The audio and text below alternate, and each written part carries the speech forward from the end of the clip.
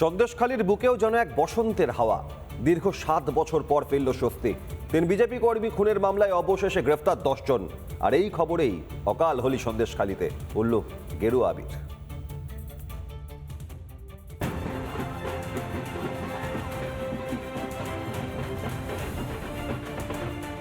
সাত বছরের প্রতীক্ষা, 7 বছরের কান্নার লড়াই, অবশেষে এলো সেই মাহেন্দ্রক্ষণ।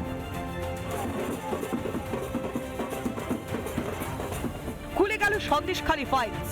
3 জন বিজেপি নেতা খুনের মামলায় গ্রেফতার 10 জন। সিবিআই জালি শেখ শাহজাহানের ডান হাত কাদের মোল্লা। সিবিআই তদন্তভার হাতে নেয়ার পর থেকেই প্রহর গুনছিলেন নিহতের পরিবার। মাত্র 11 মাসের মাথায় মিলল বড় সাফল্য। আর এই খবর পৌঁছানো মাত্রই সন্দেশখালীতে বাঁধ ভাঙা উচ্ছ্বাস।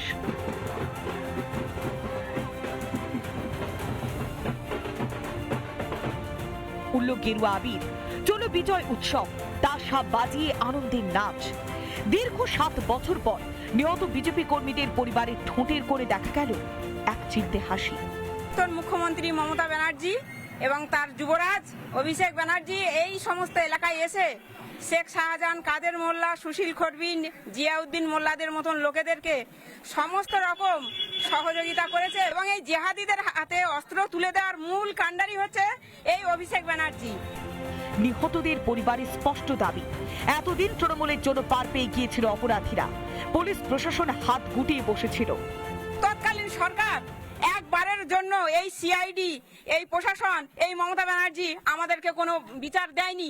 তিনি চাইলেই এই বিচারটা দিতেই পারতেন, কিন্তু তিনি শুধু গদির আশ্বাসে এবং গদির লোভে এই জেহাদিদেরকে কোনো রকম ভাবে অ্যারেস্ট করেনি।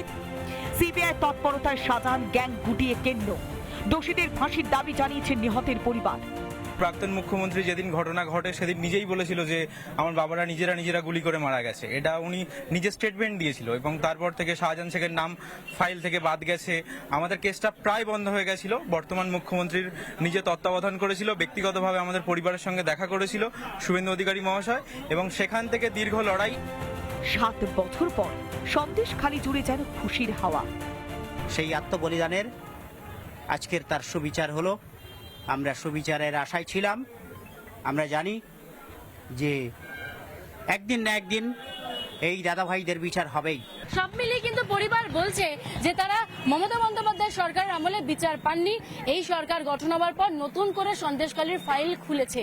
আশাবাদী তারা আগামী দিনে বাকি যারা দোষীরা রয়েছেন তারাও ধরা পড়বে এক এক করে। সুবিচারের চাকা ঘুরতে শুরু করেছে সন্দেশখালীতে। রজনীকান্ত বেরার সঙ্গে ঐন্দ্রিলা ঘোষ, রিপাবলিক বাংলা। নানা ধরনের কন্টেন্ট দেখার জন্য লাইক করুন, শেয়ার করুন আমাদের ফেসবুক পেজ, সাবস্ক্রাইব করুন আমাদের ইউটিউব চ্যানেল। পাশাপাশি অন্যান্য ব্রেকিং নিউজের জন্য অবশ্যই চোখ রাখুন রিপাবলিক বাংলায়।